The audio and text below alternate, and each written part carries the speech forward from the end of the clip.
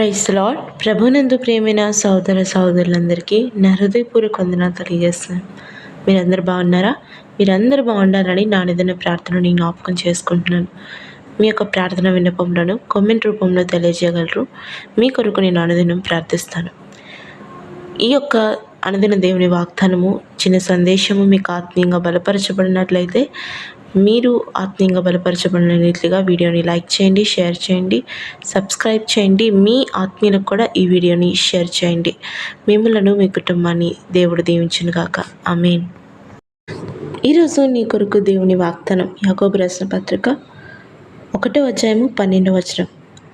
శోధన సహించువాడు ధన్యుడు, అతడు శోధనకు నిలిచిన వాడే. ప్రభువు తన్ను ప్రేమించు వారికి వాగ్దానము చేసిన జీవ కిరీటము పొందును. ఆమేన్. ప్రియ సోదరి, ప్రియ సోదర, గొప్ప వాగ్దానంతో దేవుడు ఈరోజు మనతో మాట్లాడుతున్నాడు. అదేమిటనగా శోధన సహించువాడు ధన్యుడు అని. ఆమేన్. ప్రియ సోదరి, ప్రియ సోదర, నీ జీవితంలో శోధనలు ఎదుర్కొంటున్నావా? బాధలు ఎదుర్కొంటున్నావా?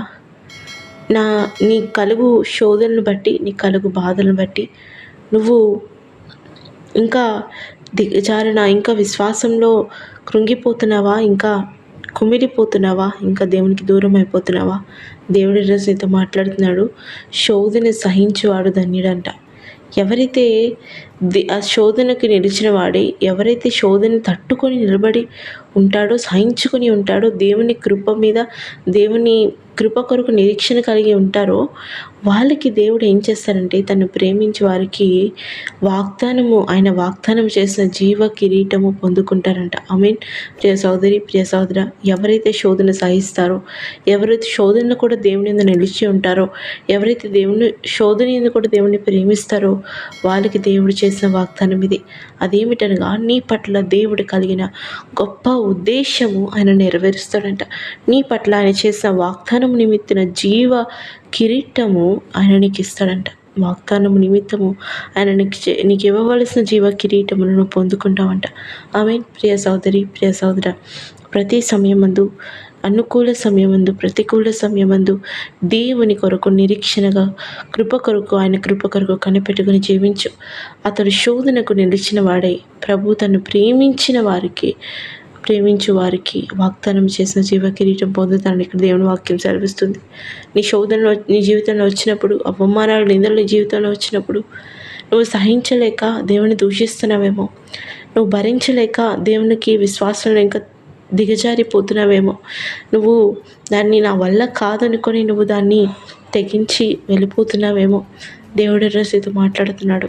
నువ్వు సహించేవాడవైతే నువ్వు ధన్యుడు అంట. ఆయన నీ జీవితంలో వాగ్దానం చేసిన జీవ కిరీటము నీకు ఆయన దయచేస్తాడు. ఏదైతే గొప్ప ఉద్దేశము ఆయన ఈ పట్ల కలిగి ఉన్నాడో ఆయన ఖచ్చితంగా దాన్ని నెరవేరుస్తాడు. అవును, నన్ను ఈరోజు ఆయన తన బిడ్డలుగా ఎందుకు ఎంచుకున్నాడంటే ఒక గొప్ప ఉద్దేశం కోసమే, ఒక గొప్ప ప్రణాళిక కోసమే, ఒక గొప్ప ఆశీర్వాదం కోసమే ఆయన మనల్ని నిలబెట్టాడు. ప్రతి సమయమందు ఆయన మనల్ని ఆశీర్వాదకరంగా మార్చాలనే ఉంటాడు. కానీ మన యొక్క అసమర్థత వల్ల, అవిశ్వాసం వల్ల, అల్ప విశ్వాసం వల్ల మనం దాన్ని పొందుకోలేని పరిస్థితుల్లోకి వెళ్ళిపోతాం. ఈరోజు దేవుడు నీ పట్ల చేసిన వాగ్దానాన్ని నెరవేర్చాలని ఆశ కలిగి ఉన్నాడు, ఆసక్తి కలిగి ఉన్నాడు. నువ్వు ఆయన నీ పట్ల చేసిన వాగ్దానాన్ని పొందుకోవాలంటే శోధన వచ్చినప్పుడు సహించే వ్యక్తిగా ఉండాలి, భరించే వ్యక్తిగా ఉండాలి. ప్రతి సమయమందు నీ దేవుని యొక్క కృప కొరకు నువ్వు కనిపెట్టే వ్యక్తివైతే ఖచ్చితంగా నీ జీవితంలో ఆయన చేసిన వాగ్దానము నెరవేరుస్తాడు. ఈ కొద్ది మాటలు నీ జీవితంలో నెరవేర్చబడును గాక. ఆమేన్. స్తోత్రం తండ్రి, మహాపరిశుద్ర, నీకే వేలాది స్తోత్రములు. అవునా దేవా, అయ్యా, మా పట్ల మీరు కలిగిన ఉద్దేశమును, గొప్ప వాగ్దానాలు మీ బిడ్డల పట్ల మీరు చేసి ఉన్నారు. అయినప్పటికీ మా అల్ప విశ్వాసం వల్ల, మా శోధనను మేము జయించలేకపోవడం వల్ల అయ్యా, నీ నుంచి గొప్ప వాగ్దానాలు మేము పొందుకోలేకపోతున్నాం. బిడ్డలు అటువంటి పరిస్థితిలో ఉన్నారో దయతో జ్ఞాపకం చేసుకోండి. శోధనలు సహించే శక్తిని, బలాన్ని, జ్ఞానాన్ని బిడ్డలకు మీరు దయచేయండి.